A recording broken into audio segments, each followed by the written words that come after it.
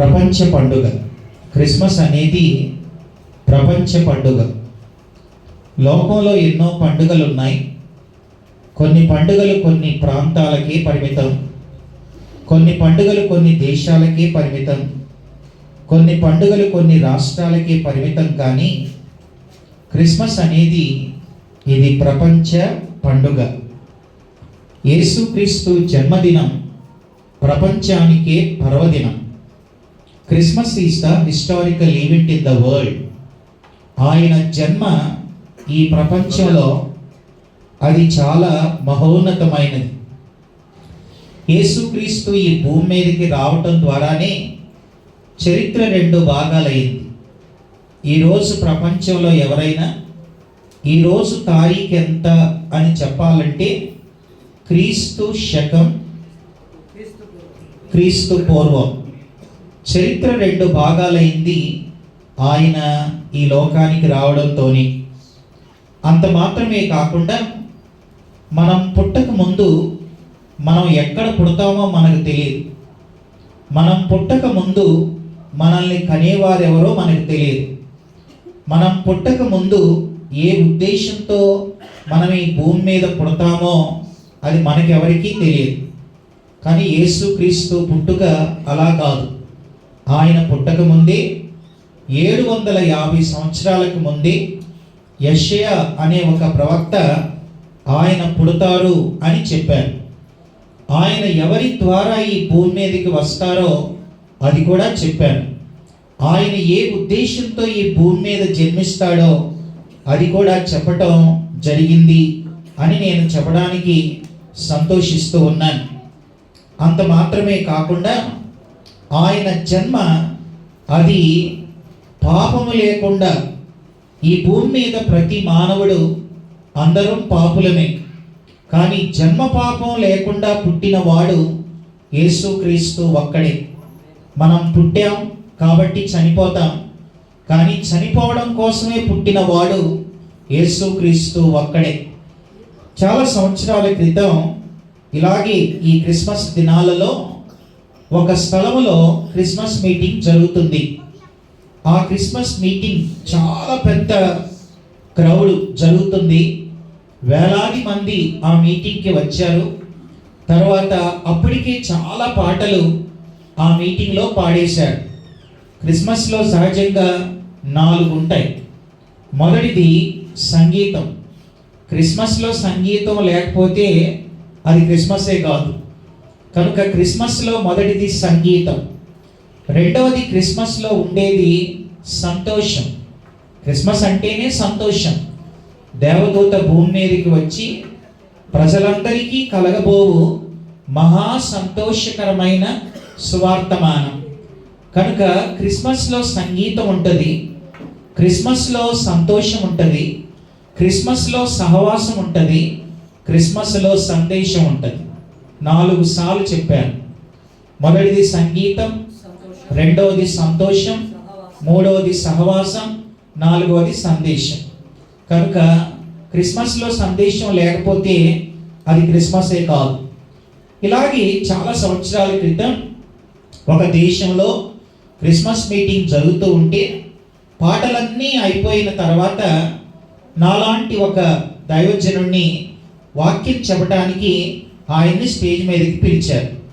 ఆయన స్టేజ్ మీదకి వెళ్ళి మైక్ పట్టుకొని ఆయన ఏమీ వాక్యం చెప్పకుండా ఇలాగే ఒక టేబుల్, పోడియం ఇలా ముందుంటే ఆ ముందున్న టేబుల్ వైపు ఆయన ఇలాగే చూస్తున్నాడంట.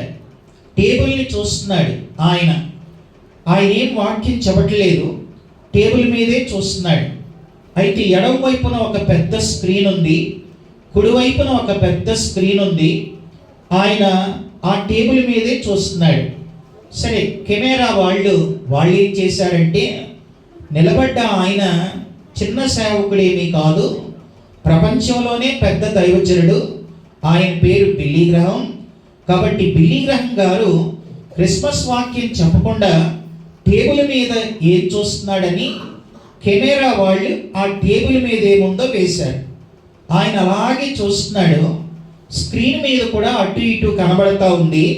ఆయన ఏం చూస్తున్నారంటే ఒక చిన్న చీమ అది అలా నడుచుకుంటూ అలా ముందుకెళ్తా ఉంది. చీమ చిన్నది అలా నడుచుకుంటూ వెళుతుంది. అయితే ఆయన మైకులో ఇలా అని, చీమ కుడివైపుకు వెళ్ళు అని అన్నాడు. అంటే ఆ చీమ ఎడమ వైపుకి వెళ్తుంది. అప్పుడు ఆయన మైక్లో అన్నాడట, చీమ ఎడమ వైపుకు కాదు కుడివైపుకు వెళ్ళు అని అన్నాడంట. అది కిందకు వస్తుంది. చీమ నా వైపుకు కాదు, సరే ముందుకు వెళ్ళు అని అన్నాడంట. కూర్చున్న వాళ్ళంతా బిల్లీ గ్రహం గారు క్రిస్మస్ వాక్యం చెప్పకుండా చీమ కుడివైపుకి చీమ ఎడమ వైపుకి అలా అంటున్నారేంటి, ఏ వాక్యం చెప్పట్లేదు, ఈ రోజున బిల్లీ గ్రహం గారికి ఏమైంది, చీమతో ఆడుకుంటున్నారని కొంతమంది కూర్చున్న వాళ్ళు అనుకుంటున్నారు. అప్పుడు ఆయన తల పైకెత్తి కూర్చున్న వాళ్ళందరినీ చూసి ఇలా అడిగాడట, నేను చెప్పేది చీమకేమైనా అర్థమవుతుందా అని అన్నాడంట. అప్పుడు కూర్చున్న వాళ్ళంతా అన్నారట, మీరు చెప్పేది చీమకి ఎలా అర్థమైంది, మీరు పెద్ద పాస్టర్ గారే కావచ్చు, బిల్లీ గ్రహం గారే కావచ్చు, తర్వాత ఎన్నో ఆత్మల్ని సంపాదించిన వాళ్ళు కావచ్చు, మీరు చెప్పేది చీమకి ఎలా అర్థమైంది అని కూర్చున్న వాళ్ళల్లో ఓ పెద్ద ఆయన అన్నాడంట, ఓ ముసలావిడ అందంట. అప్పుడు ఆయనే మైక్లో అన్నాడట, మరి నేను చెప్పేది చీమకు అర్థం కావాలంటే ఏం చేయాలి అని అన్నాడంట. అప్పుడు కూర్చున్న వాళ్ళు అన్నారంట, అది కూడా తెలియదా పాస్టర్ గారు మీకు, మీరు చెప్పేది చీమకు అర్థం కావాలంటే మీరు కూడా చీమయ్యి ఆ చీమలాగా మీరు చీమ దగ్గరికి వెళ్ళి ఆ చీమ భాషలో చీమకు చెబితే చీమకు అర్థమైంది, కానీ మనిషిగా మీరు మైకులో చెప్పిన మామూలుగా చెప్పిన చీమకి ఎలా అర్థమైంది అని కూర్చున్న వాళ్ళు అన్నారట. అప్పుడు బిల్లీ గ్రహం గారు అన్నారట, అయితే క్రిస్మస్ వాక్యం అయిపోయింది, నేను వెళ్ళిపోవచ్చా అన్నారంట. కూర్చున్న వాళ్ళు అన్నారంట, మీరేదో పెద్ద పాస్టర్ గారు, చాలా స్థలాలకు వెళుతున్న వాళ్ళు, కొంచెం ఎక్కువ చెబుతారని మేము పిలిస్తే మీరేంటి అయిపోయింది వెళ్ళిపోతున్నారంటారు, ఇంకో కొంచెం చెప్పండి అని కూర్చున్న వాళ్ళు అన్నారట. అప్పుడు ఆయన ఇలా అన్నాడట, చీమకి చీమ చెప్తేనే అర్థమైంది, అలాగే భూమి మీద ఉన్న మనుషులందరినీ రక్షించటానికి మరొక మనిషి కావాలి, ఆ మనిషి పాపం లేనివాడై ఉండాలి, ఆయనలో పాపం ఉండకూడదు. అందుకే 2000 సంవత్సరాల క్రితం దేవుడే మనిషిగా మనుషులందరినీ రక్షించటానికి ఆయన ఈ భూమి మీదకి వచ్చాడు, మన పాపాలు తన మీద వేసుకున్నాడు, మన స్థానంలో ఆయన శిలువ మీద చచ్చిపోయాడు. ఇదే క్రిస్మస్ సందేశం అని ఆ రోజున బిల్లీ గ్రహం గారు చీమ భాషలో వచ్చిన వారికి క్రిస్మస్ వాక్యాన్ని చెప్పారు. క్రీస్తునందు ప్రియమైన వాళ్ళారా, క్రిస్మస్ అని అంటే ఇది 2 పదాలు, క్రైస్ట్ మాస్. క్రిస్మస్ అంటే క్రైస్ట్ మాస్. ఆ క్రైస్ట్ మాస్ అనేది కాస్త కిందకి దిగి క్రిస్మస్ అయింది, అది కాస్త కిందకి దిగి కిస్మిస్ అయింది. చాలామంది కిస్మిస్ పండుగ వచ్చింది అనే వాళ్ళు కూడా ఉంటారు. మా ప్రాంతంలోనైతే మా తెలుగు 2 రాష్ట్రాలలో కిస్మిస్ పండుగకి వెళ్తున్నాం అని అనేవాళ్ళు, కిస్మిస్ పండుగ వచ్చింది అనేవాళ్ళు ఉంటారు. ఇది కిస్మిస్ పండుగ కాదు, ఇది క్రిస్మస్ పండుగ కాదు, దీని పేరు ఏంటనంటే అసలు క్రైస్ట్ మాస్. క్రైస్ట్ మాస్ అని అనాలి. సరే, క్రైస్ట్ అనేది గ్రీక్ పదం, మాస్ అనేది లాటిన్ పదం. క్రైస్ట్ అని అంటే దేవుడు, అభిషిక్తుడు అని అర్థం. మాస్ అంటే పూజ లేదా ఆరాధన అని అర్థం. అంటే దేవుణ్ణి ఆరాధించే పండుగ.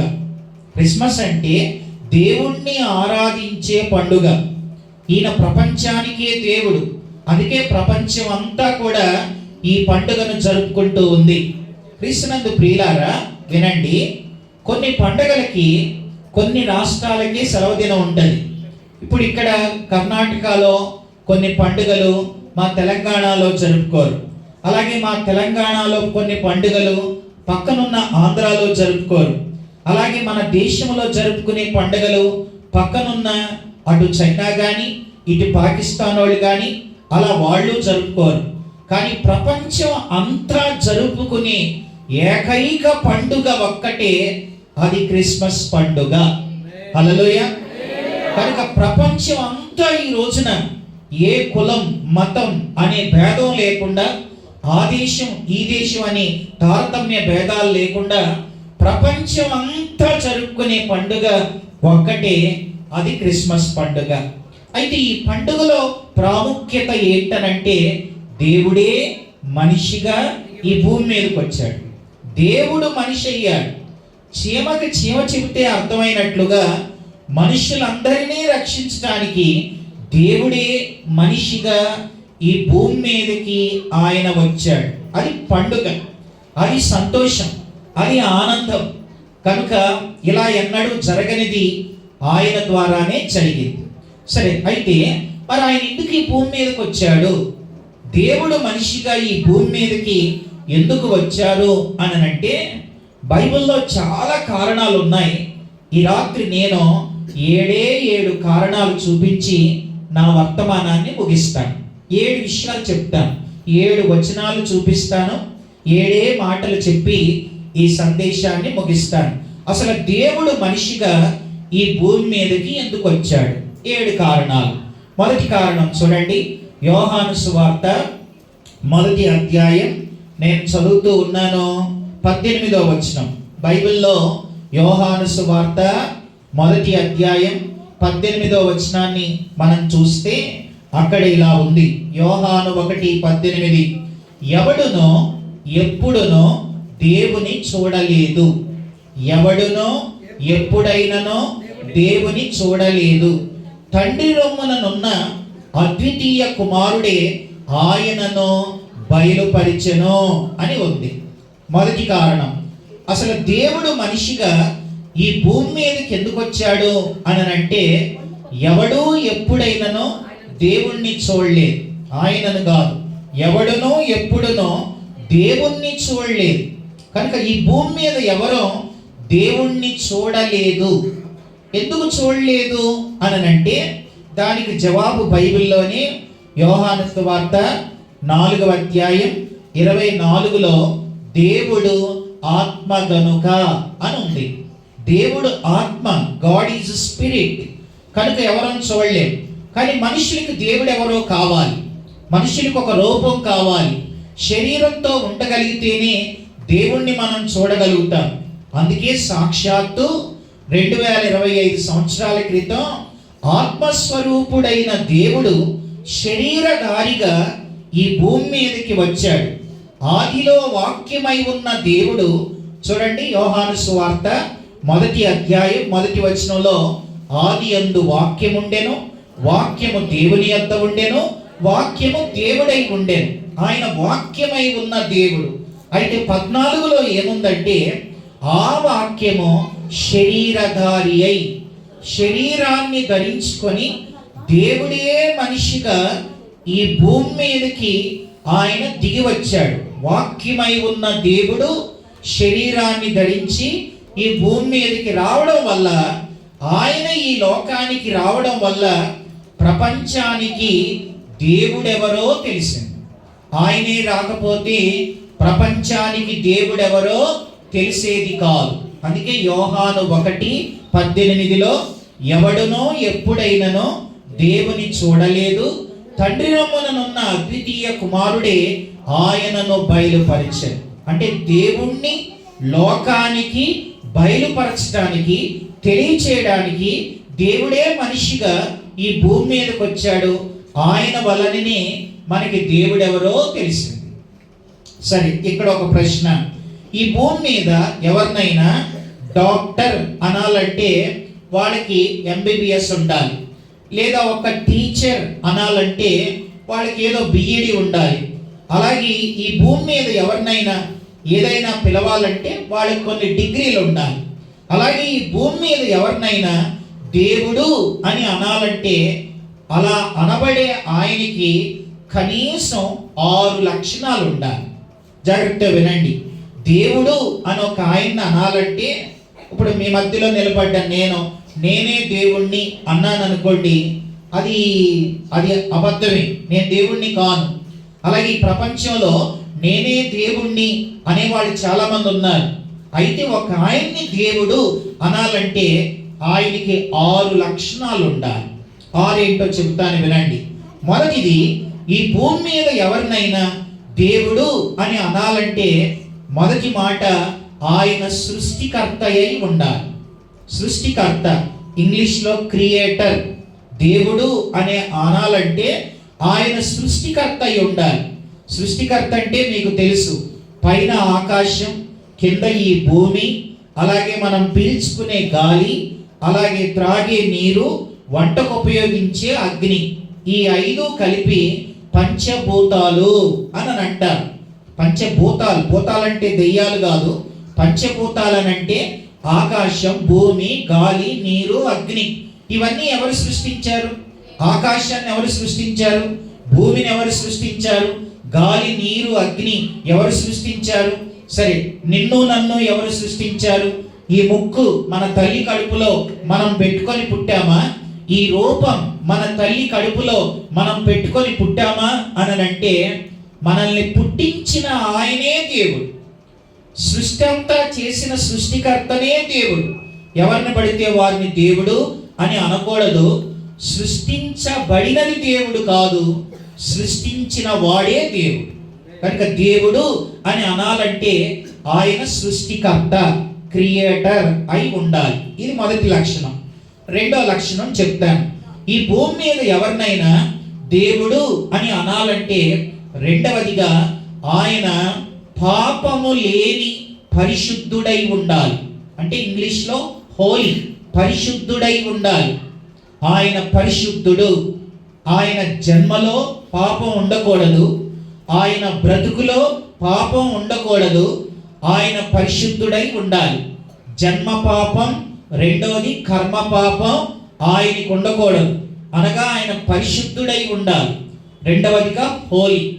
మూడవదిగా ఈ భూమి మీద ఎవరినైనా దేవుడు అని అనాలంటే ఆయన పాపము నుంచి విమోచించే విమోచకుడై ఉండాలి.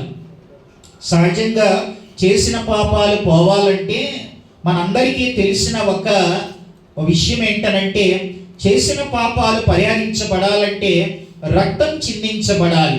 అయితే ఆ రక్తం కోడెల, మేకల రక్తాల వల్ల పాపాలు పరిహరించబడవు అని బైబిల్లో ఉంది. చూపిస్తాను రండి. ఒకవేళ మీలో ఎవరైనా బైబిల్ చూస్తే హెబ్రీలకు రాసిన పత్రిక 10వ అధ్యాయం నేను చదువుతూ ఉన్నాను, 4వ వచనం. హెబ్రీలకు రాసిన పత్రిక బైబిల్లో హెబ్రీ పత్రిక 10వ అధ్యాయం 4వ వచనంలో ఏముందంటే, ఏలయనగా ఎడ్ల యొక్కయు మేకల యొక్కయు రక్తం పాపములను తీసివేయుట అసాధ్యం. కనుక పాపాలు పోవాలంటే రక్తం చిందించబడాలి. కనుక ఆ రక్తం కోడెల, మేకల రక్తాలు కాదు, అది పరమాత్ముని రక్తమే. దేవుని తను కార్చిన రక్తం ద్వారానే మన పాపాలు పరిహరించబడతాయి. కనుక మూడవది, ఈ భూమి మీద ఎవరినైనా దేవుడు అని అనాలంటే ఆయన విమోచకుడై ఉండాలి. ఇది మూడవ విషయం. ఇంగ్లీష్లో రిడీమర్ అని అంటారు, విమోచకుడు. 4వ విషయాన్ని జ్ఞాపకం చేస్తాను. 4వదిగా భూమి మీద ఎవరినైనా దేవుడు అని అనాలంటే 4వదిగా ఆయన ప్రపంచంలో ఉన్న మనుషులందరినీ సమానంగా ప్రేమించేవాడై ఉండాలి. ఒక కులస్తుల్ని ఒకలాగా, మరో కులస్తుల్ని ఒకలాగా, ఒక దేశంలో ఉన్న వారిని ఒకలా, మరో ప్రాంతంలో ఉన్న వారిని ఒకలా. ఆయనకు కూడా పక్షపాతం ఉందనుకోండి, దేవుడు కూడా, ఆయన దేవుడు ఎలా అవుతాడు? కనుక దేవుడు అనే ఆయన అందరినీ సమానంగా ప్రేమించాలి. పేదవాణ్ణి, అలాగే ధనవంతుణ్ణి, ఉన్నవాణ్ణి, లేనివాడు అనే తారతమ్య భేదాలు లేకుండా అందరినీ సమానంగా ప్రేమించేవాడే దేవుడు. ఇంగ్లీష్లో ఇమ్యూటబుల్ అని అంటారు. ఇది 4వ విషయం. 5వ మాట చెప్తాను. ఈ భూమి మీద ఎవరినైనా దేవుడు అని అనాలంటే మనుషులు చేసిన పాపంని బట్టి మానవులకు ఏమొచ్చిందంటే, పాపము వలన వచ్చు జీతం మరణం, మరణం తర్వాత మనిషి ఎక్కడికి వెళతాడనంటే నరకం. కనుక దేవుడు అనే ఆయన నరకము నుంచి తప్పించే రక్షకుడై ఉండాలి. ఇంగ్లీష్లో సేవియర్ అని అంటారు, అంటే నరకం నుంచి తప్పించేవాడు. ఇది 5వ లక్షణం. 6వ లక్షణం చెబుతాను వినండి. 6వ లక్షణం ఏంటనంటే, ఎవరినైనా దేవుడు అని అనాలంటే ఆయన అబద్ధాలు ఆడినోడై ఉండాలి. దేవుడు కూడా అబద్ధాలు ఆడుతున్నాడు అనుకోండి, ఆయన దేవుడు ఎలా అవుతాడు? ఇక్కడ కొంతమంది పిల్లలు ఉన్నారు, చిన్నపిల్లలు. వాళ్ళు చదువుకునే పుస్తకాల్లో ఒక రైమ్ ఇలా ఉంటుంది: Johnny Johnny yes papa, eating sugar no papa, telling lies no papa, open your mouth ఆహాహా. అంటే ఏంటి? పప్ప అడిగాడు, తండ్రి అడిగాడు కొడుకుని, జానీ జానీ అన్నాడు. కొడుకు అన్నాడు ఎస్ పప్పా అన్నాడు. ఈటింగ్ షుగర్, షుగర్ తిన్నావా అని అడిగాడు. కొడుకు అన్నాడు నో పప్పా, నేను తినలేదు పప్పా అన్నాడు. అప్పుడు తండ్రి అన్నాడు టెల్లింగ్ లైస్, నిజం చెప్పరా అన్నాడు. అప్పుడు కొడుకు అన్నాడు నో పప్పా అని అన్నాడు. అప్పుడు తండ్రి అన్నాడు నోరు తెరవరా అన్నాడు. ఓపెన్ యువర్ మౌత్, నోరు తెరవరా అన్నాడు. నోటి నిండా ఏముంది? షుగర్ ఉంది, చక్కెర ఉంది. సరే, ఇప్పుడు అంత చిన్న పిల్లవాడికి నోటి నిండా షుగర్ పెట్టుకొని తిన్నావేరా జానీ అని అంటే నో పప్పా, నో పప్పా అని అంటున్నాడు. అంటే మరి ఆ పిల్లోడికి ఏ స్కూల్ వాళ్ళు అబద్ధాలు నేర్పించారు? ఇప్పుడు కర్ణాటకలో ఎన్నో, బెంగళూరులో ఎన్నో స్కూళ్ళు ఉన్నాయి కదా. ఏ స్కూల్లోనైనా అబద్ధాలు నేర్పించబడును అన్న స్కూళ్ళు ఉన్నాయా? ఉండవు. మరి అబద్ధాలు ఆడని పిల్లలు ఉంటారా? సరే, ఇక్కడ కూర్చున్న వాళ్ళు ఎవరైనా నేను ఒక్కసారి కూడా అబద్ధం ఆడలేదు అన్నోళ్ళు ఎవరైనా ఉన్నారా అని అంటే, ఎవరైనా ఉన్నాను అన్నారంటే అదే పెద్ద అబద్ధం. సరే, ఒక మాట వినండి, అబద్ధాలు ఆడని మనుషులు ఉండరు. మరి దేవుడు కూడా అబద్ధాలు ఆడుతున్నాడు అనుకోండి, ఆయన ఎలా దేవుడు అవుతాడు? అంటే ఒక ఆయన దేవుడు అని అనాలంటే ఆయన అబద్ధాలు ఆడని సత్యవంతుడై ఉండాలి. ఇది 6వ విషయం. ఇప్పటికి 6 విషయాలు చెప్పాను. దేవుడు అని అనాలంటే 1, ఆయన సృష్టికర్త అయి ఉండాలి. 2వదిగా ఆయన పరిశుద్ధుడై ఉండాలి. 3వదిగా ఆయన విమోచకుడై ఉండాలి. 4వదిగా ఆయన అందరినీ సమానంగా ప్రేమించేవాడై ఉండాలి. 5వదిగా ఆయన రక్షకుడై ఉండాలి. 6వదిగా ఆయన సత్యవంతుడై ఉండాలి. ఇంగ్లీష్లో చెప్తే మీకు బాగా అర్థమైంది.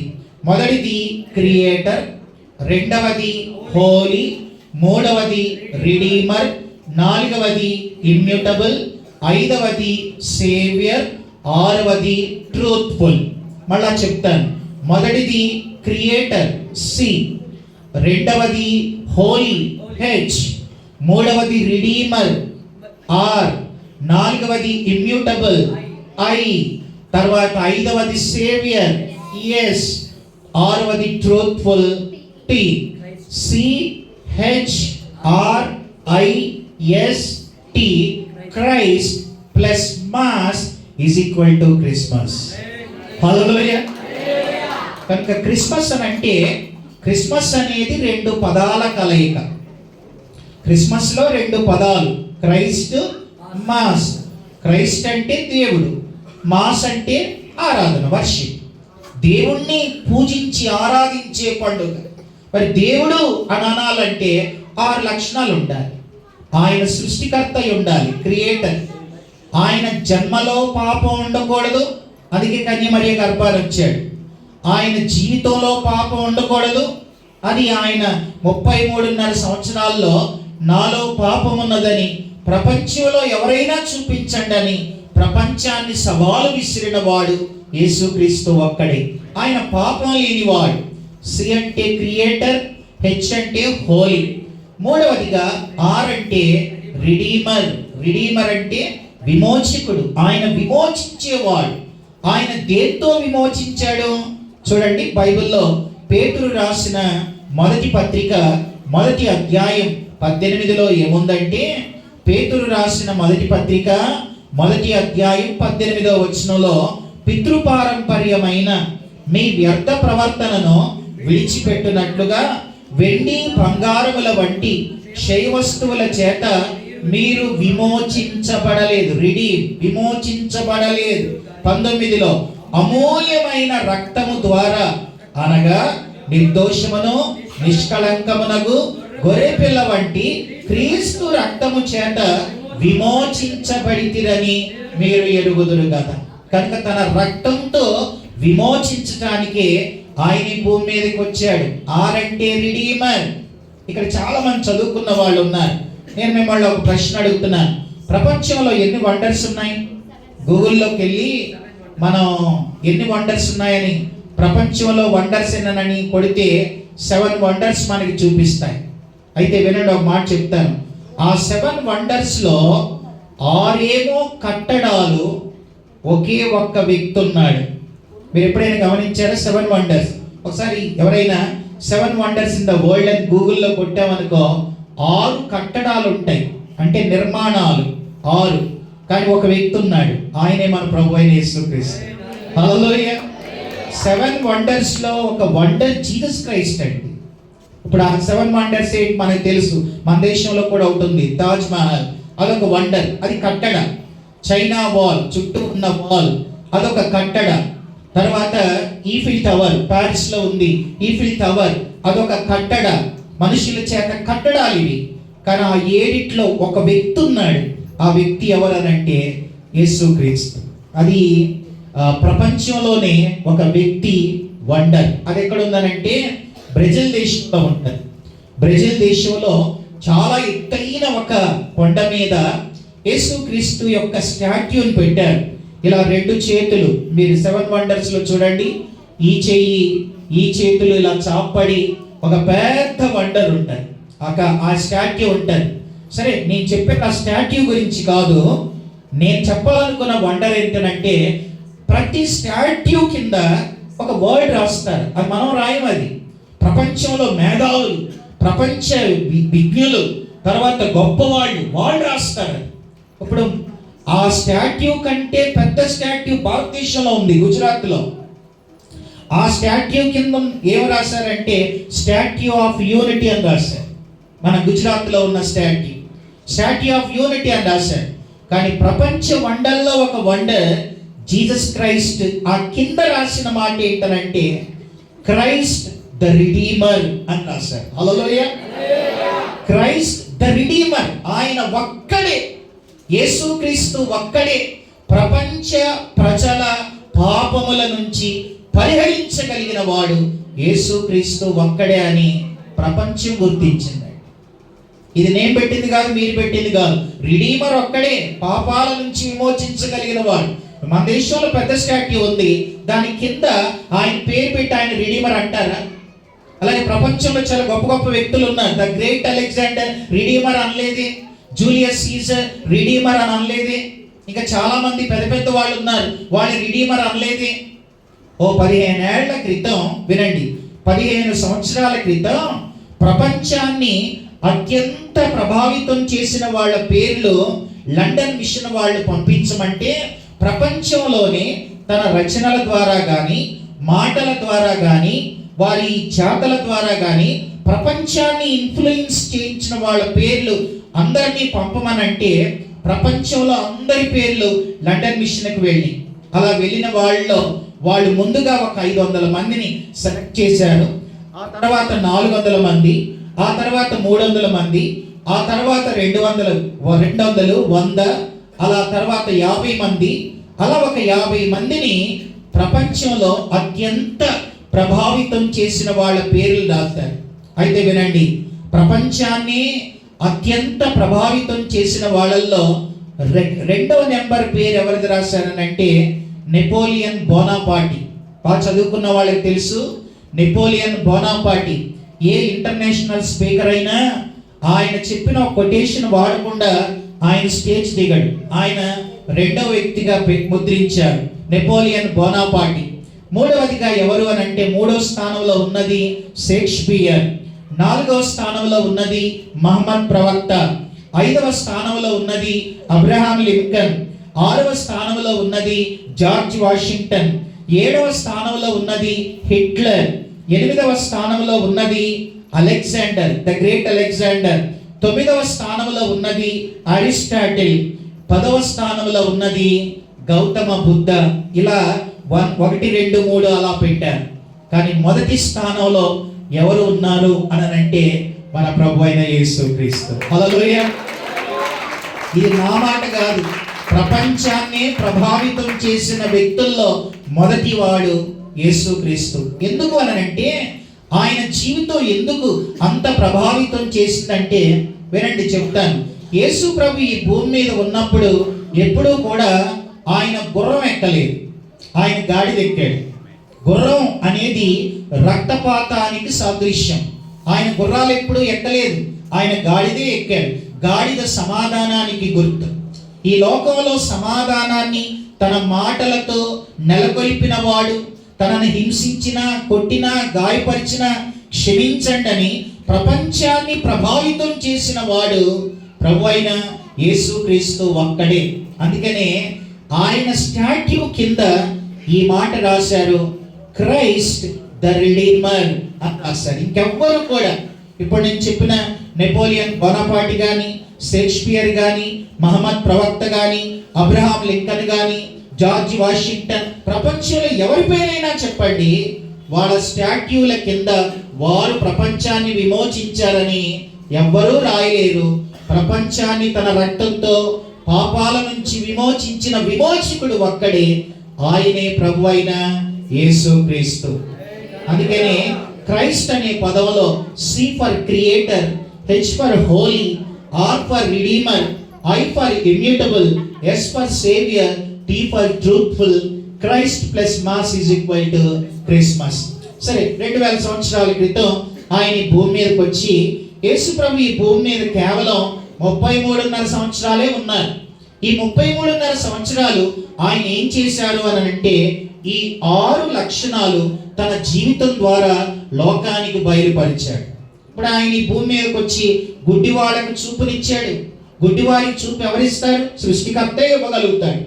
తర్వాత గాలి సముద్రాలను ఆపాడు. అది ఎవరు చెబితే వింటాయి? సృష్టికర్త చెబితేనే వింటాయి. అంటే ఆయన సృష్టికర్త. రెండవదిగా ఆయన జన్మ పాపం లేకుండా పుట్టాడు. 33.5 సంవత్సరాలు పాపము లేనివాడు, పాపం చెయ్యనివాడు, పాపం ఎరగనివాడు ప్రపంచంలో ఎవరైనా ఉన్నారా అని అంటే 3 మాటలు చెప్పాను. పాపము లేనివాడు, పాపం చెయ్యనివాడు, అసలు పాపమే ఎరుగనివాడు ఆయన ఒక్కడే. అంటే రెండవది హోలీ, ఆయన పరిశుద్ధుడు, నేను దేవుణ్ణి, పరిశుద్ధుణ్ణి అని ప్రపంచానికి తెలియజేశాడు. తన రక్తంతో విమోచించాడు, అందరినీ ప్రేమించాడు, నరకం నుంచి రక్షించాడు. నేనే మార్గం, సత్యం, జీవం, నా ద్వారా తప్ప ఎవడు పరలోకానికి చేరలేడు అని ఆయనే తెలియజేశాడు. కనుక ఆయన ఎందుకు వచ్చాడు అని అంటే దేవుణ్ణి బయలుపరచడానికి. కృష్ణందు ప్రియమైన వారులారా, చెల్లి, తమ్ముడు, అన్న, అక్క, అసలు యేసు ప్రభు భూమి మీదకి రాకపోతే ప్రపంచానికి అసలు దేవుడు ఎవరో తెలిసేది కాదు, సృష్టికర్త ఎవరో తెలిసేది కాదు, పరిశుద్ధుడు ఎవరో తెలిసేది కాదు, పాపముల విమోచన ఎవరి ద్వారానో తెలిసేది కాదు. కనుక అందుకే దేవుణ్ణి బయలుపరచడానికి దేవుడే మనిషిగా ఈ భూమి మీదకి వచ్చాడు. ఇది ఫస్ట్ రీజన్. నేను చెబుతానన్న 7 కారణాలలో మొదటి కారణం దేవుణ్ణి బయలుపరచడానికి, దేవుణ్ణి లోకానికి తెలియచేయడానికి దేవుడే మనిషిగా, చీమ చెప్పినట్లుగా ఆయనే మనిషి ఈ భూమి మీదకి దేవుడు మనిషి అయ్యాడు, మనందరికీ దేవుణ్ణి తెలియచేశాడు. ఇది మొదటి విషయం. రెండవ విషయాన్ని జ్ఞాపకం చేస్తాను రండి. రెండవదిగా మనం చూస్తే యోహాను రాసిన మొదటి పత్రిక 3వ అధ్యాయం, నేను 5వ వచనాన్ని చదువుతున్నాను. యోహాను రాసిన మొదటి పత్రిక 3వ అధ్యాయం 5వ వచనాన్ని మనం చూస్తే, అసలు యేసు ప్రభు ఈ భూమి మీదకి ఎందుకు వచ్చారు అని అంటే ఇది సెకండ్ రీజన్. ఈ సీజన్కి చాలా రీజన్స్ ఉన్నాయి, అందుకే సెకండ్ రీజన్ చెబుతున్నాను.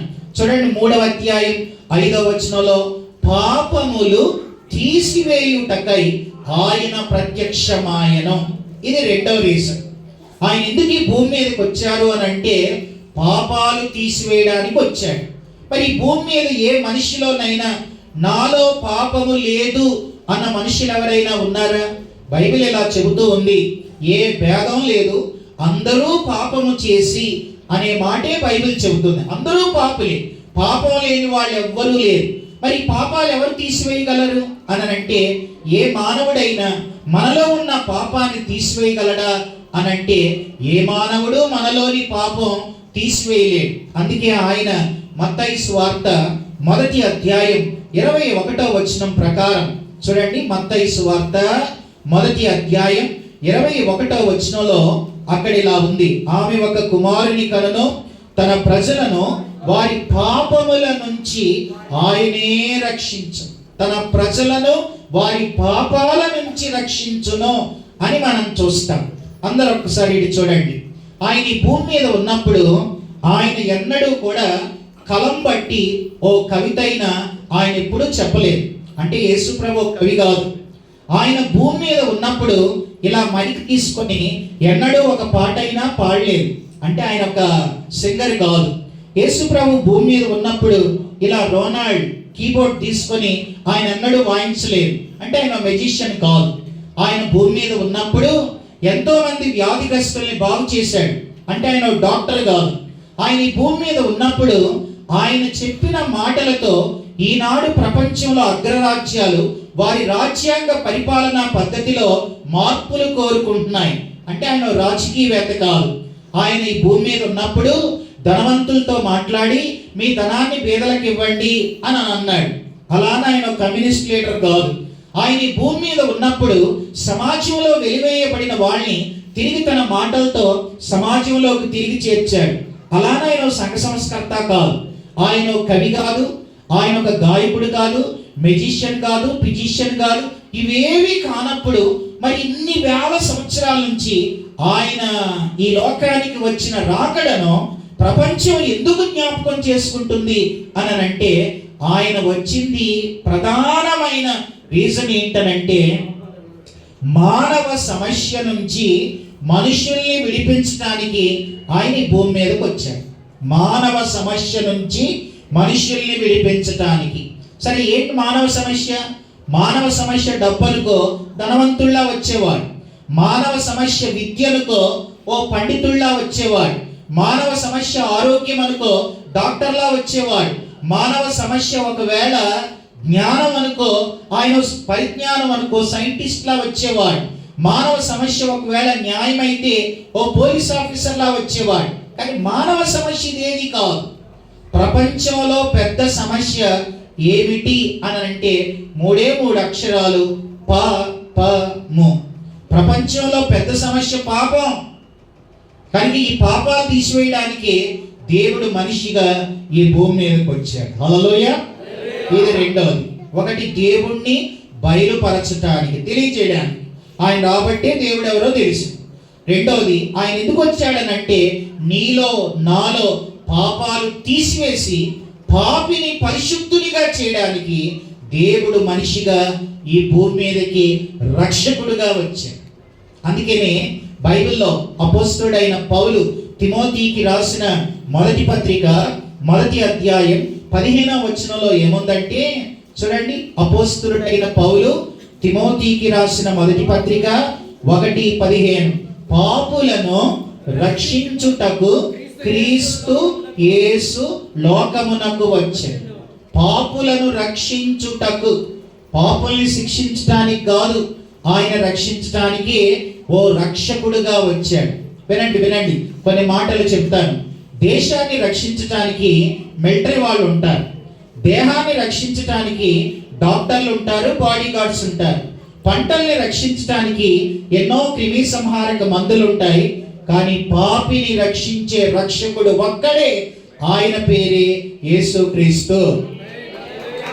బిడ్డకి తల్లవసరం. వినండి, బిడ్డకి తల్లవసరం, గొర్రెకి కాపర అవసరం, రోగికి వైద్యుడు అవసరం, పాపికి రక్షకుడు అవసరం.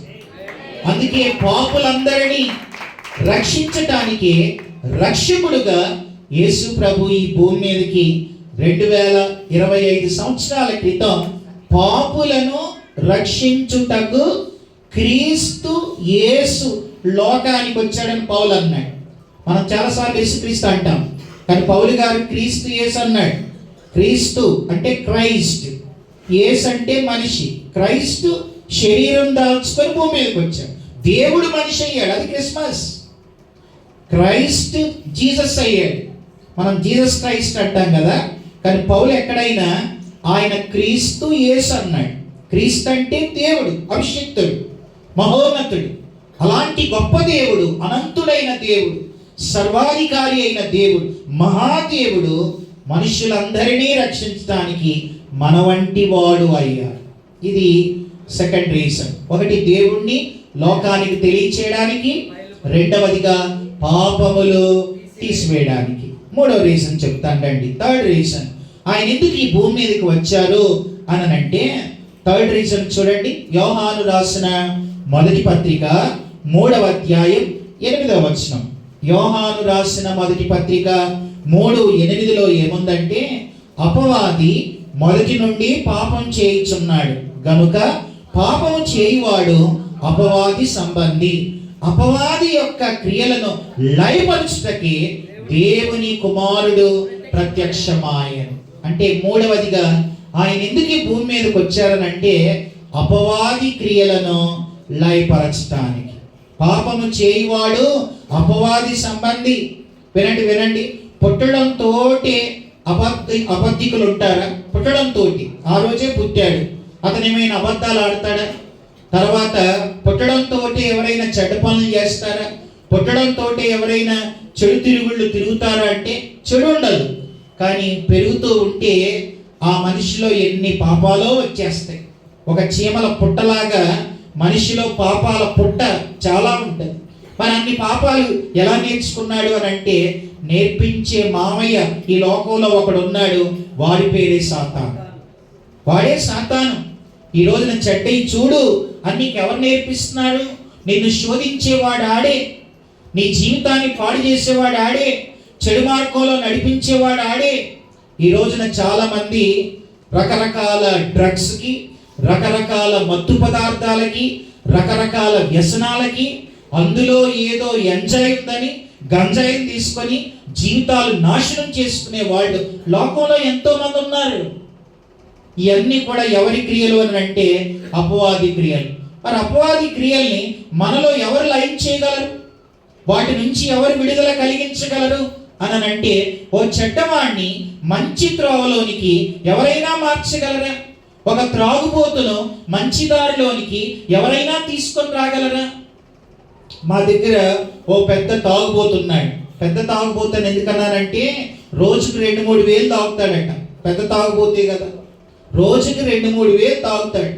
అయితే హైదరాబాద్లో ఏదో ఒక సెంటర్, దాన్ని రిహాబిలిటేషన్ సెంటర్ అంటారు, తాగుడు మాన్పించే సెంటర్. అందులో వేస్తే 4 రోజులు ఉంచితే ఇక ఎప్పుడూ తాగరు.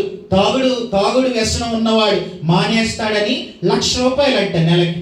అక్కడ ఉన్న వాళ్ళు, ఆ సెంటర్ వాళ్ళ ₹1,00,000 ఇస్తే తాగుడు మాన్పిస్తారంట 4 రోజులు పెడితే. అయితే ఒక భార్య ఏం చేసిందంటే, ఎలాగోలాగా ఈ పెద్ద తాగుబోతు మారాలని ₹1,00,000 ఆమె సమకూర్చి ఆయన ఎలాగోలాగా ఆ హాస్పిటల్కి తీసుకెళ్ళి అందులో అడ్మిట్ చేశారు. అందులో అడ్మిట్ చేసిన తర్వాత లోపలికి వెళ్ళాక 4 రోజుల దాకా ఆయన బయటికి రాడు. అది వెళ్ళిన 2వ రోజు తెలిసింది ఆయనకి. లోపలికి వెళ్ళాక నేను 4 రోజుల దాకా బయటికి రానని. సరే, మొత్తం మీద నన్నైతే బయటికి పంపరు ఆయనకు అర్థమైంది. భార్యకు చెప్పాడట, సరే నేను త్రాగను, నన్ను ఇంటికి తీసుకుపోవానంటే, అప్పుడు ఆమంది 4 రోజులు ఉండండి, మీరు దీని నుంచి విడుదల పొందితే మన పిల్లలు మనం అందరం సంతోషంగా ఉండొచ్చు కదండి అని చెప్పిందంట. సరే, బయటికి వెళ్ళే మార్గం లేదనుకొని 4 రోజులు ఓపిక పట్టాడు. సరే, 4 రోజులు అయిపోయిన తర్వాత మధ్యలో ఆ భార్య డాక్టర్ని అడుగుతుంది, అయ్యా నా భర్త మానేశాడా అంటే, అమ్మా మీరు తీసుకొచ్చినప్పటి నుంచి అసలు ఆ వాసన కూడా ఆయనకి లేదు. ఎందుకు లేదు వాసన? ఆయన ఉన్నదే హాస్పిటల్లో, లేని స్థలంలో ఉన్నాడు. ఏమీ లేని చోట ఉండడం అది ఈజీయే, సులభమే. కానీ ఆ తర్వాత జరిగిన విషయం ఏంటనంటే, 4 రోజుల తర్వాత ఆయన్ని తీసుకొని ఇంటికి వచ్చారు. ఆ ఇంటికి వచ్చిన రోజు ₹30,000 తాగాడు. ఒక్కరోజు ₹30,000 తాగి ఆయనకి 3 ఆడపిల్లలు, భార్య, 4 కూడా బాధేశాడు, కొట్టేశాడు. బాగా తలకా పగిలేటట్లుగా కొట్టాడు.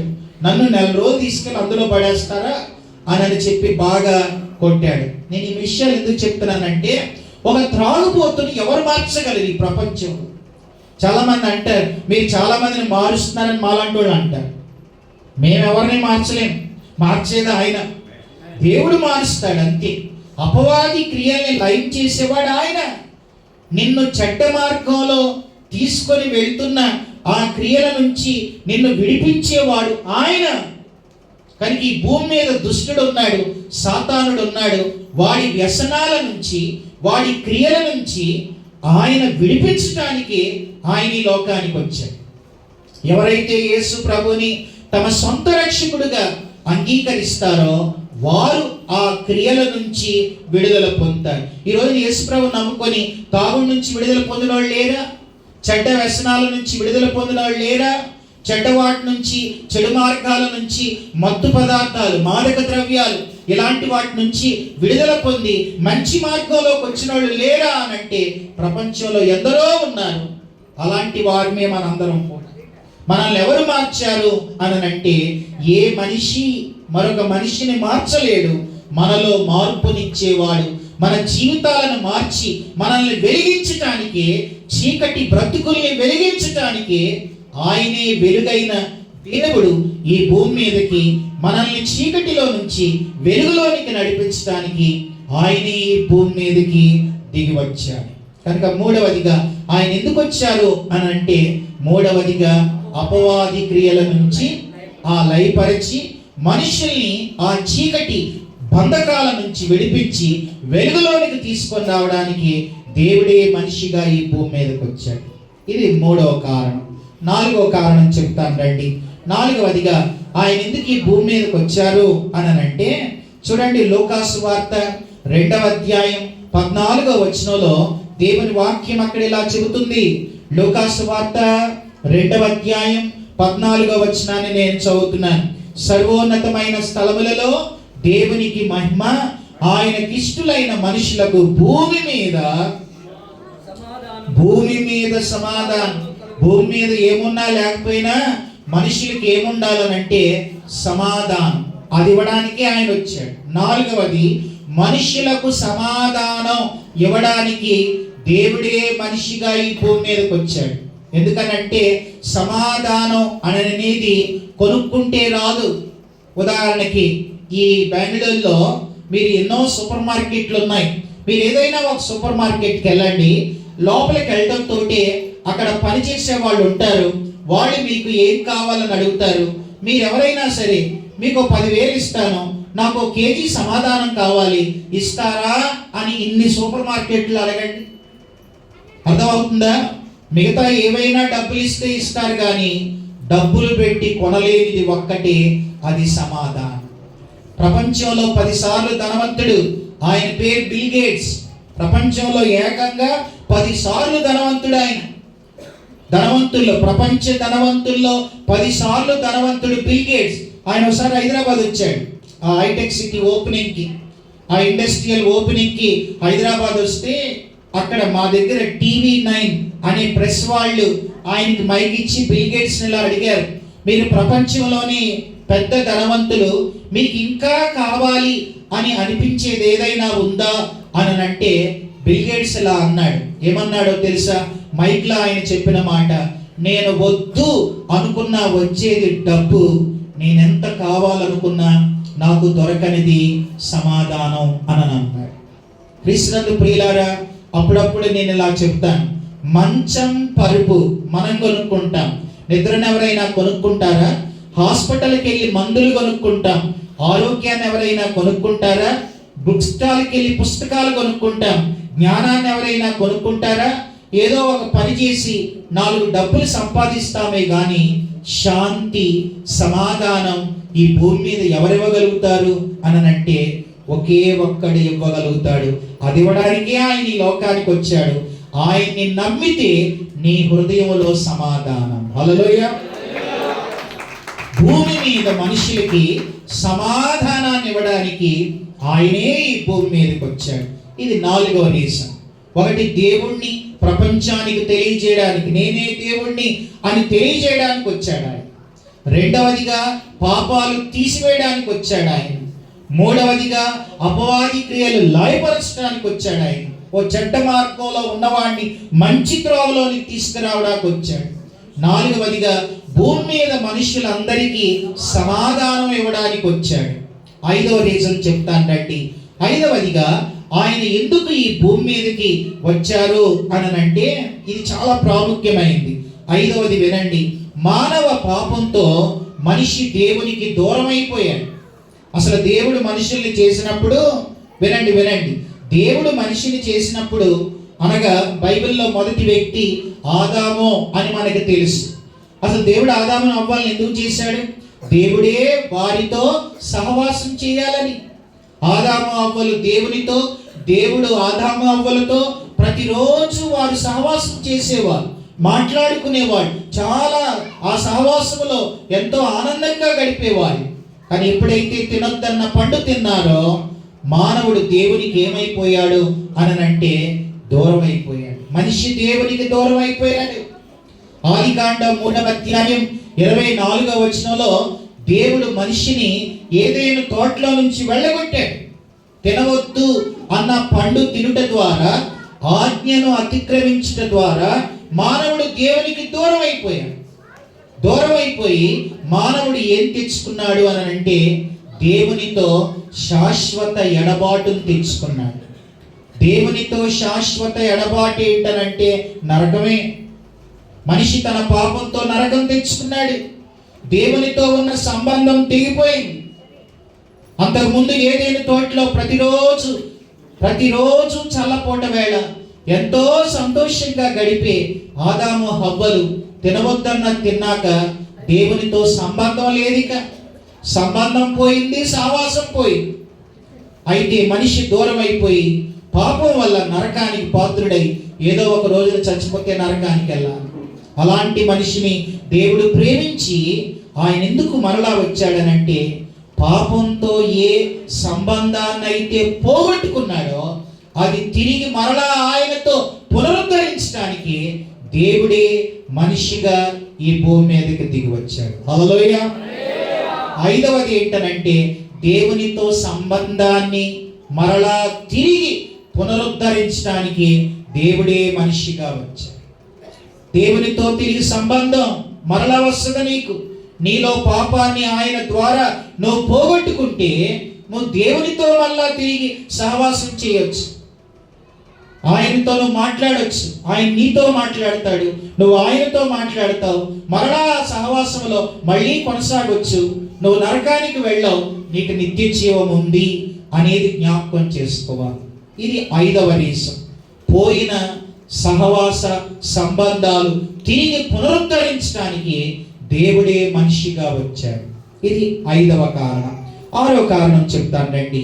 6వదిగా మనం చూస్తే ఆయన ఎందుకు ఈ భూమి మీదకి వచ్చారు అని అంటే చూడండి, లూకాసు వార్త 2వ అధ్యాయం చదువుతున్నాను నేను. లూకాసు వార్త 2వ అధ్యాయంలో 10వ వచనాన్ని మనం చూస్తే, అయితే ఆ దూత భయపడకుడి, ఇదిగో ప్రజలందరికీ కలగబో మహా సంతోషకరమైన సువార్తమానం. అంటే 6వదిగా ఆయన ఎందుకు ఈ భూమి మీదకి వచ్చారనంటే మనుషులందరికీ సంతోషాన్ని ఇవ్వడానికి ఆయన ఈ భూమి మీదకి వచ్చారు. నిజమైన సంతోషాన్ని మనుషులకు ఇవ్వడానికే దేవుడే మనిషిగా ఈ భూమి మీదకి వచ్చాడు. నిజమైన సంతోషం. ఈరోజు కూడా సంతోషాన్ని చాలా మంది కొనుక్కుంటున్నారు. ఒక త్రాగుపోతూ వాడు బాగా తాగుతాడు. ఎందుకు? సంతోషం కోసమే. అది ఎంతసేపు ఉంటుంది? దిగేదాకా ఉంటుంది. ఆ మత్తు దిగేదాకా ఉంటుంది. చేసే పాపమైనా చూసే నీచమైన పనులైనా అన్నీ సంతోషం కోసమే. కానీ ఈ సంతోషం అది అల్పమైనది, అది తుచ్చమైనది. కానీ ఆయన ఇచ్చే సంతోషం అది నిత్యమైన సంతోషం. కనుక నిజమైన సంతోషాన్ని భూమి మీద ఉన్న మనుషులందరికీ ఇవ్వడానికి దేవుడే మనిషిగా ఆయన దిగి వచ్చాడు. ఇది 6వ కారణం. చివరి కారణం చెప్తాను రండి. చివరిగా మనం చూస్తే ఆయన ఎందుకు ఈ భూమి మీదకి వచ్చారు అని అంటే 7వది చాలా ప్రాముఖ్యమైంది. యోహాను రాసిన మొదటి పత్రిక 4వ అధ్యాయం చూడండి ఆ మాట. యోహాను రాసిన మొదటి పత్రిక 4వ అధ్యాయం నేను చదువుతూ ఉన్నాను 8 నుంచి. యోహాను రాసిన మొదటి పత్రిక 4:8 దేవుడు ప్రేమ స్వరూపి. ప్రేమ లేనివాడు దేవుణ్ణి ఎరగడు. మనము ఆయన ద్వారా జీవించున్నట్లు దేవుడు తన అద్వితీయ కుమారుని లోకములోనికి పంపెను. దీని వలన దేవుడు మన యందుంచిన ప్రేమ ప్రత్యక్షమాయెను. మనము దేవుని ప్రేమించితిమని కాదు, తానే మనలను ప్రేమించి మన పాపాలకు ప్రాయశ్చిత్తమై ఉండుటకు తన కుమారుని పంపెను. ఇందులో ప్రేమ ఉన్నది. 7వ కారణం ఏంటనంటే, అసలు దేవుడు ఈ భూమి మీదకి ఎందుకు వచ్చాడనంటే తన ప్రేమను లోకానికి పంచడానికి వచ్చాడు. తన ప్రేమలో క్రిస్మస్ అంటే ద ఫెస్టివల్ ఆఫ్ లవ్, దేవుని ప్రేమ. ఆయన మనల్ని ఎంత ప్రేమిస్తున్నాడో ప్రపంచానికి తెలియచేయడానికి ఆయన ఈ భూమి మీదకి వచ్చాడు. ఆయన ప్రేమ మనకు అర్థం కావాలంటే దేవుని ప్రేమ పుస్తకాల్లో దొరకదు, డిక్షనరీలో దొరకదు. Don't see the dictionary, only to see the Calvary. దేవుని ప్రేమ మనకి ఎక్కడ అర్థమైందనంటే కల్వరి శిలువలో అర్థమైంది. మానవుడు పాపంతో నరకాన్ని తెచ్చుకుంటే ఏ మానవుడు ఆ నరకానికి వెళ్ళకూడదని మనుష్యులను చేసిన దేవుడు, మనుషులందరినీ సృష్టించిన ఆ దేవుడు మన కొరకు ఈ భూమి మీదకి దిగి వచ్చి మన పాపాలు శిలువ మీద తను వేసుకొని, మనం చేతులతో తప్పు చేస్తే ఆయన చేతుల్లో మేకులు, మనం కాళ్ళతో తప్పులు చేస్తే ఆయన కాళ్ళల్లో మేకులు, మనం తలతో ఆలోచనలతో తప్పు చేస్తే ఆయన తల మీద ముండ్ల కిరీటం, మనం శరీరంతో తప్పు చేస్తే ఆయన ఎన్నో దెబ్బలు తిని మన స్థానంలో ఆయన మరణించాడనంటే మనల్ని ఆయన ఎంత ప్రేమిస్తున్నాడో అది మనం అర్థం చేసుకోవాలి. నాకు ఒక కొడుకు ఉన్నాడు, నాకు ఒక కొడుకు కూతురు. నా కొడుకు చాలా చిన్నగా ఉన్నప్పుడు నేను ఇలాగే ఒక మీటింగ్కి వెళ్ళి రాత్రి పూట 11, 12 ఆ టైంలో నేను మా ఇంటికి వెళ్ళాను. నేను డోర్ కొట్టాను, నా భార్య తలుపు తీసింది. మావాడు చిన్నగా ఉన్నాడు, ఆడుకుంటున్నాడు, రాత్రి 12ంటికి ఆడుకుంటున్నాడు. ఆడుకుంటుంటే నేనన్నాను నా భార్యతో, ఏంటి వాడి పేరు హడ్సన్, హడ్సన్ ఇంకా పడుకోలేదా అన్నాను. అంటే అవి హాఫ్ డే స్కూల్స్ అన్నమాట. అయితే మధ్యాహ్నం వరకు స్కూల్కి వెళ్ళి వచ్చాడండి. తర్వాత చాలాసేపు ఆడుకున్నాడు, సాయంకాలం తిన్నాడు, తిన్న తర్వాత పండుకున్నాడు. తర్వాత ఇంతకుముందే లేచాడు, వాడు నిద్ర పట్టుకు ఆడుకుంటున్నాడు అని అంది. ఓహో, విషయం అదా అనుకున్నాను. ఆ తర్వాత వాడిని పిలిచాను, రే ఇట్రా రా అన్నాను. హడ్సన్ ఇట్రా అన్నాను. అంటే ఒకవేళ కొడతానేమో అని దగ్గరికి వచ్చాడు. దగ్గరికి వచ్చిన తర్వాత వాడిని ఇట్రా అన్నాను, వచ్చాడు. ఎత్తుకున్నాను. నేను ఎత్తుకొని వాడిని అన్నాను, హడ్సన్ నా వైపు చూడన్నాను. నా వైపు చూస్తున్నాడు. తర్వాత నా కళ్ళల్లో చూడరా అన్నాను. నా కళ్ళల్లో చూస్తున్నాడు. ఏంటి డాడీ అని అన్నాడు. అని అన్నప్పుడు నా కళ్ళల్లో ఎవరు కనిపిస్తున్నారు అన్నాను. ఆడు చూస్తుంటే నా కళ్ళల్లో ఎవరు కనపడతారు? వాడే కనపడతాడు. సరే నేనే కనపడుతున్నాను డాడీ అని అన్నాడు. ఆ తర్వాత నేను మెల్లగా అన్నాను, హడ్సన్ నేనంటే నీకు ఇష్టమా? మావాడితో అన్నాను, నేనంటే నీకు ఇష్టమా అన్నా. అప్పుడు వాడన్నాడు, చాలా ఇష్టం డాడీ అన్నాడు. ఎంత ఇష్టం అని అన్నా. అంటే వాడన్నాడు, ఎట్లా చెప్పండి డాడీ అన్నాడు. సరే ఎత్తుకున్నాడు దించి నేనంటే నీకు ఇంత ఇష్టమా అన్నా. అంటే కాదన్నాడు. మరి ఇంత అన్నా. కాదు డాడీ అన్నాడు. మరి ఇంత అన్నా. కాదు డాడీ అన్నాడు. మరి ఇంత అన్నా. కాదు డాడీ అన్నాడు. మరి ఎంతరా అన్నా. అంటే వాడు 2 చేతులు ఇట్లా చాపి ఇంత ఇష్టం అని అన్నాడు. వాడు ఎప్పుడైతే ఇలా అన్నాడో నా దృష్టి సిలువ మీదకి వెళ్ళి, సిలువ మీద యేసు ప్రభు చేయి కూడా ఎంతవరకు వస్తే అంతవరకు లాగి ఇక్కడో మేకు, ఈ చేయి ఎంతవరకు వస్తే అంతవరకు లాగి ఇక్కడ ఒక మేకు, కాళ్ళల్లో మేకులు. ఆకాశానికి భూమికి తమడు మార్చుకో, ఆకాశానికి భూమికి మధ్యలో ఆయన 2 చేతులు ఇలా పెట్టి లోకం వైపు చూస్తూ ఆయన చనిపోతూ కూడా ఏం తెలియజేస్తున్నాడనంటే, లోకంలో ఉన్న ప్రజలారా మీరంటే నాకు ఎంత ఇష్టం అని నా ప్రభు చెప్తున్నాడని వాడు ఆ మాట అన్నప్పుడు నాకు అర్థమైంది. క్రీస్తునందు ప్రియులారా, అందుకే ఒక ఆయన పాట రాశాడు, ఆకాశం భూమి ఒక పేపర్ అయిపోతుంది, సముద్రంలో నీళ్ళన్నీ పెన్నులో ఇంక్ అయిపోతుంది, లోకంలో ఉన్న చెట్లన్నీ ఒక పెన్ అయితే ఆయన ప్రేమను రాస్తే ఈ భూమి ఆకాశాలు సరిపోవని ఒక ఆయన పాట రాశాడు. దేవుని ప్రేమను ఏ మానవుడు వివరించగలడు? దేవుని ప్రేమను ఏ బోధకుడు బోధించగలడు? దేవుని ప్రేమను ఏ చిత్రకారుడు చిత్రించగలడు? ఏ మానవుడు వివరించలేని, వర్ణించలేని అమోఘమైన, అద్భుతమైన ప్రేమ నా యేసయ్య ప్రేమ.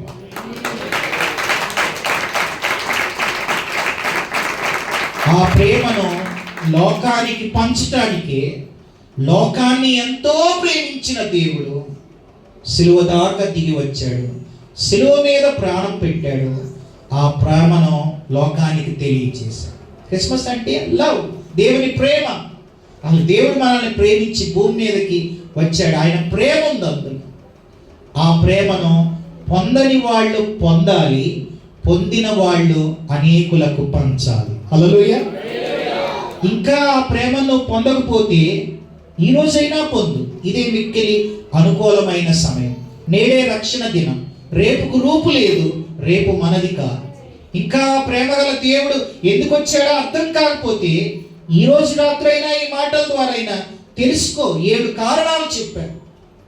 లోకానికి ఆయన బయలుపరచడానికి వచ్చాడు, పాపాలు తీసేయడానికి వచ్చాడు, అపవాది క్రియలు లయపరిచి పాపివైన నిన్ను పరిశుద్ధునిగా మార్చడానికి వచ్చాడు, సమాధానాన్ని ఇవ్వడానికి వచ్చాడు, తెగిపోయిన బంధాన్ని తిరిగి పునరుద్ధరించడానికి వచ్చాడు, నిజమైన సంతోషాన్ని ఇవ్వడానికి వచ్చాడు, ఆయన ప్రేమను పంచడానికి వచ్చాడు. పొందకపోతే పొందితే అనేకులకు ఆ ప్రేమను పంచు. ఆయన ప్రేమను పంచుదాం, మనందరం కలిసి ఆ ప్రేమను పెంచుదాం. హల్లెలూయా. ఇదే నిజమైన క్రిస్మస్. Happy Christmas. అందరం చెబుదాం, happy happy Christmas, happy happy Christmas, happy Christmas. ఆ క్రిస్మస్ సంతోషం, ఆనందం దేవుడు అందరికీ దయచేయునుగాక. ఆమేన్. తలలు వంచండి, ప్రార్థన చేసుకుందాం. కళ్ళు మూసుకుందాం, ప్రార్థన చేద్దాం. దేవుడు